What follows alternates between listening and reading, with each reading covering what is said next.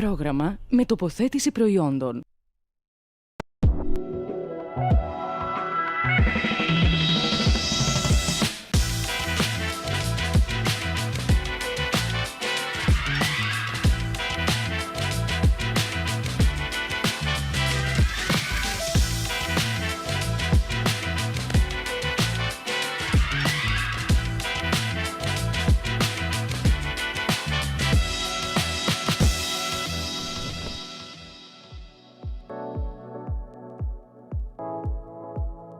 Το στεγαστικό ζήτημα είναι μια πρόκληση που αντιμετωπίζουν σε πολλές χώρες, συμπεριλαμβανομένης και της Κύπρου. Είναι γεγονός ότι οι υψηλές τιμές ενοικίασης δημιουργούν δυσκολίες τόσο σε οικογένειες αλλά και σε πολίτες. Σήμερα μαζί μας ο Βασίλης Αρτεμίου, founder and CEO της Seven Property Group, για μια ανασκόπηση των δεδομένων Παγκύπρια και για να δούμε αν υπάρχουν λύσεις για την ανακούφιση των πολιτών. Κύριε Αρτεμίου, με την ακρίβεια σε αγαθά, οι τιμές των ακινήτων διαφέρουν από περιοχή σε περιοχή. Έχουν όμως ένα κοινό στοιχείο. Το ότι οι τιμές είναι στα ύψη.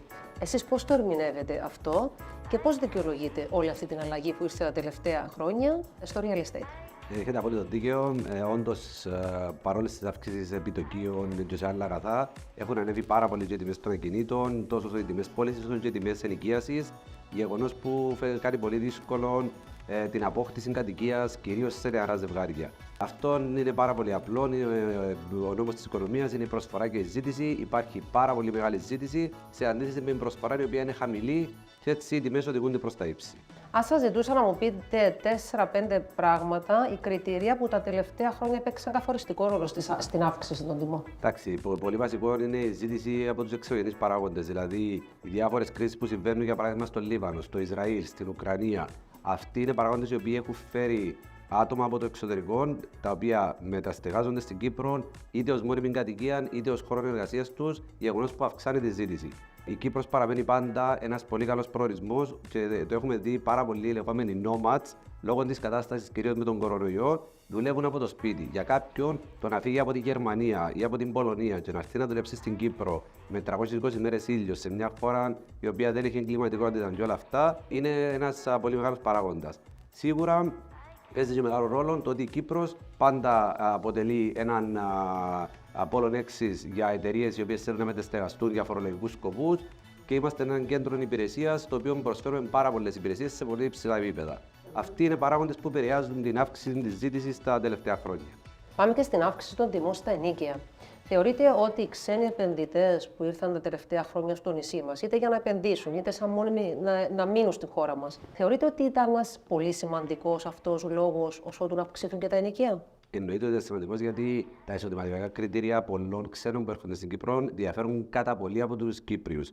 Δηλαδή, ένας που έρχεται από εξωτερικό και βλέπουμε ότι πολλές φορές είτε εταιρείες Forex, είτε εταιρείες που ασχολούνται με ναυτιλιακά, IT, πολλές εταιρείες έχουν μετακινηθεί στην Κύπρο. Η μισθή αυτών των υπαλλήλων του προσωπικού που μετεστεγάζεται εδώ είναι πολύ πιο ψηλή από ότι ο μέσος όρος ενός Κύπριου. Άρα, αυτή η ζήτηση δίνει το δικαίωμα στους ιδιοκτήτες των ακινήτων να αυξάνουν τις τιμές, γιατί σου λέει ότι αφού αυξήσω την τιμή θα βρω ενοικιαστή, τότε το βάζει και βρίσκει να το ενοικιάσει. Αυτό όμως δημιουργεί το πρόβλημα ότι ο Κύπριος πλέον δυσκολεύεται πάρα πολύ, γιατί οι τιμές όντως έχουν πάει στα ύψη.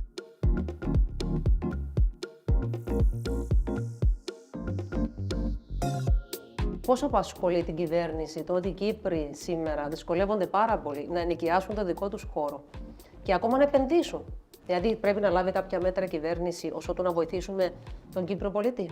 Θεωρώ ότι το κράτος έχει ήδη καθυστερήσει κατά πολύ στο να κάνει τις οποιασδήποτε ενέργειες. Έπρεπε προπολού και τα σημάδια δεν είναι τώρα που έχουν φανεί. Είναι χρόνια που συζητάμε για μια πλήρη στεγαστική πολιτική.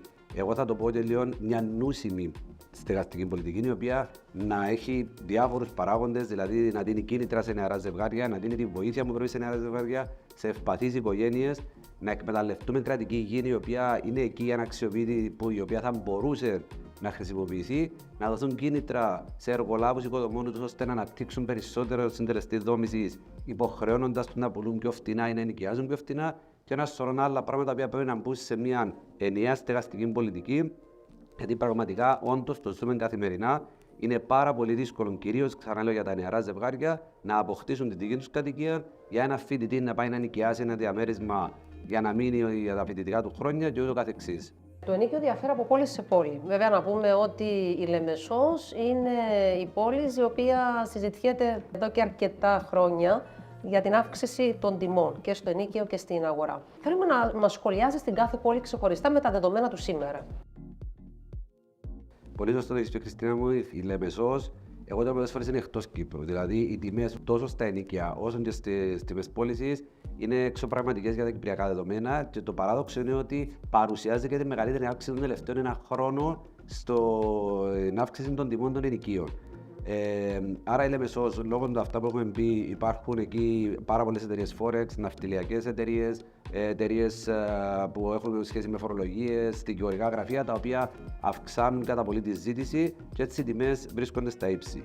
Η Λευκοσία είναι μια σταθερή αγορά, η οποία είναι η δεύτερη πιο ακριβή, ας πούμε, πόλη σε θέμα ενοικίων, αλλά η Λευκοσία πάντοτε ήταν κάπως ακριβή λόγω της αυξημένης ζήτησης, κυρίως από φοιτητές, οι οποίοι είναι κατά χιλιάδες που κάθε χρόνο ενοικιάζουν στη Λευκοσία. Υπάρχουν πάρα πολλά κυβερνητικά κτίρια, υπηρεσίες που αναγκάζουν πάρα πολύ κόσμο από όλες τις περιοχές της Κύπρου να μετακομίσει για κάποιο χρονικό διάστημα στη Λευκοσία, άρα η ζήτηση είναι υψηλή.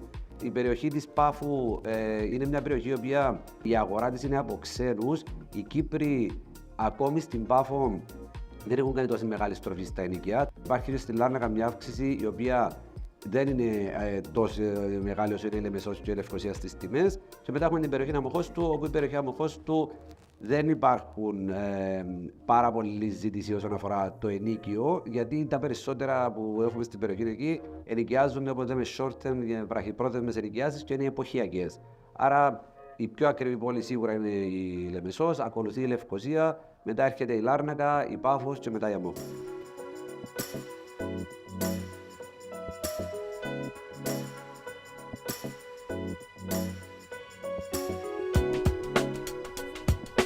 Μιας και αναφερθήκαμε στην αύξηση των ενοικίων, εστιάσουμε λίγο στη Λάρνακα, που θεωρώ ότι η Λάρνακα τον τελευταίο 1 με 1,5 χρόνο έκανε μια τεράστια αύξηση στις τιμές. Πώς δικαιολογείται αυτή η αύξηση, τι είναι αυτό που έχει επηρεάσει την αύξηση αυτή και αν τελικά οι Λαρνακείς ανταποκρίνονται θετικά ή αρνητικά σε όλες αυτές τις αλλαγές. Ναι, Χριστέ μου, είσαι απόλυτα δίκαιο. Η περιοχή της Λάρνακας τα τελευταία 2 χρόνια παρουσιάζει τρομερή ανάπτυξη. Υπάρχει πάρα πολύ ιδιωτική πρωτοβουλία για διάφορες αναπτύξεις σε συνεργασία με την τοπική αυτοδιοίκηση, όπου υπάρχουν πάρα πολλά έργα και τώρα υποκατασκευή αλλά και στο άμεσο μέλλον. Όλα αυτά όντως έχουν δημιουργήσει μια τρομερή ζήτηση στη Λάρνακα. Έτσι, ενημερωτικά να πούμε ότι οι πωλήσεις του Αυγούστου του 2023 σε σύγκριση με τις πωλήσεις του 2022 παρουσιάζουν μια αύξηση της τάξης του 67%. Είναι απίστευτη αύξηση και αναπόφευκτα αυτό αυξάνει και τις τιμές στα ενοίκια. Και είναι αυτό που έχουμε πει: υπάρχει τρομερή ζήτηση, υπάρχει κάθοδος. Πραγματικά από το Ισραήλ είναι μεγάλη η ζήτηση στη Λάρνακα, τόσο για αγορά αλλά κυρίως και για ενοικίαση. Και ακριβώς όπως έχουμε πει και προηγουμένως, αυτοί οι άνθρωποι, τα εισοδηματικά τους κριτήρια είναι πολύ μεγαλύτερα από τους Κύπριους και έτσι μπορούν να ενοικιάζουν σε πολύ ψηλότερες τιμές. Ενδεικτικά, όπως το έχεις αναφέρει, κάτι που ήταν 600-700 ευρώ, τώρα είναι 1.200, 1.300, 1.500. Δηλαδή, ένα διαμέρισμα 2 υπνοδωματίων που το βρίσκεται 600-700 ευρώ, τώρα κάτω από 1.000 είναι πολύ δύσκολο και είναι και 1.200 τα καινούργια διαμέρισμα 2 υπνοδωματίων. Άρα υπάρχει αυτή η αύξηση. Δυστυχώς, ζώντας και εμείς στη Λάρνακα, να ακούμε συνεχώς τον κόσμο να παραπονιέται ότι δεν μπορούμε να βρούμε κάτι να νοικιάσουμε. Αυτή είναι δυστυχώς η κατάσταση. Τα ακίνητα δεν είναι κάτι που μπορούμε να βάλουμε στην αγορά την επόμενη μέρα για να αυξήσουμε το supply το οποίο υπάρχει στην αγορά. Άρα πρέπει να κάνουμε λίγο υπομονή σε σχέση με αυτό που έχουμε πει για τη στεγαστική πολιτική του κράτους. Οι αυξήσεις των ενοικίων διαμορφώνονται σχεδόν καθημερινά, με τις εξελίξεις να τρέχουν στη γύρω περιοχή και να αναμένουμε πλέον πού και αν θα σταματήσουν. Ακόμα μια εκπομπή έφτασε στο τέλος της. Σας ευχαριστούμε που και σήμερα ήσασταν μαζί μας. Και να θυμάστε πως μέσα από το Property Move θα μάθουμε τις σωστές κινήσεις για τις καλύτερες επενδύσεις στον χώρο των ακινήτων.